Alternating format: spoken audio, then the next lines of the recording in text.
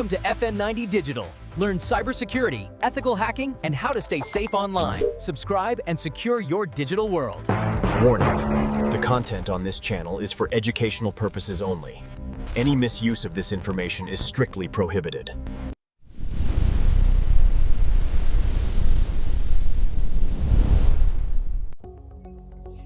Hello, karibu tena kwenye kipindi kingine.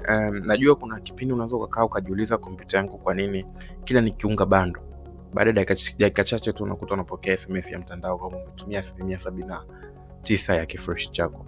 Na hiyo mara nyingi huwa inatokea ukiwa umeconnect kwenye kompyuta yako. So leo nitakwenda kukwambia kwamba shida ni nini na jinsi gani ya kuweza kulitatua. So mara nyingi shida inakuwa gani? Kwamba Windows huwa inakuwa inaji-update automatically in the background. Kwa inapelekea kiasi kwamba MB zako au kifurushi chako kinaisha muda tu ukiwa umeunga kwenye kompyuta yako.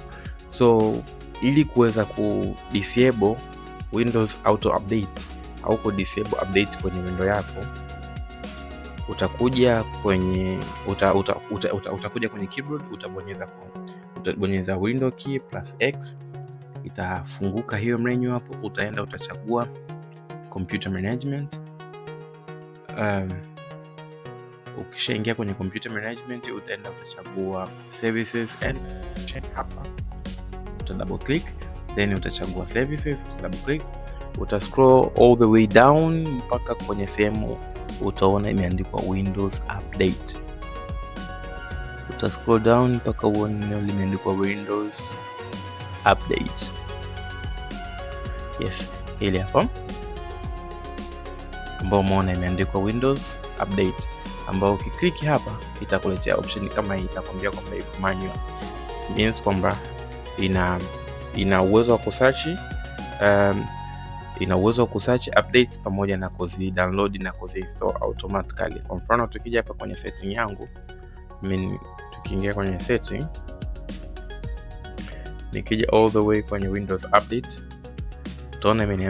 itaona kwamba nilipause Windows Update, lakini ni kwamba inasema update pause until tarehe 3 mwezi wa 2 2026.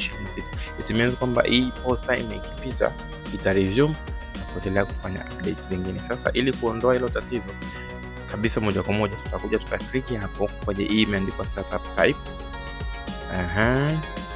Tutaclick hapo, tutachagua neno limeandikwa disabled, select hapo, alafu tutakuja apply, tutapiga okay.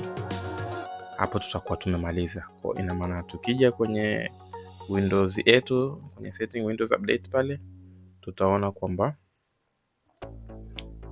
hii window bado utaona uko message ipo, lakini mara hata tukisema unpause means kwamba window haito update tena, kwa sababu tumesha disable option ya Windows Update. Mara nyingi hii inafanya kazi kwenye Windows 7, kwenye Windows 10 Professional pamoja na Windows 11.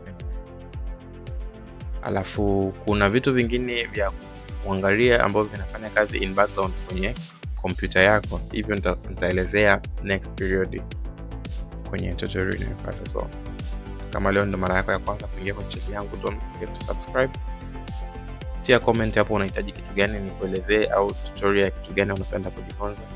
Usisite kunitumia ujumbe kwenye comment. So like and share, subscribe. See you. Bye.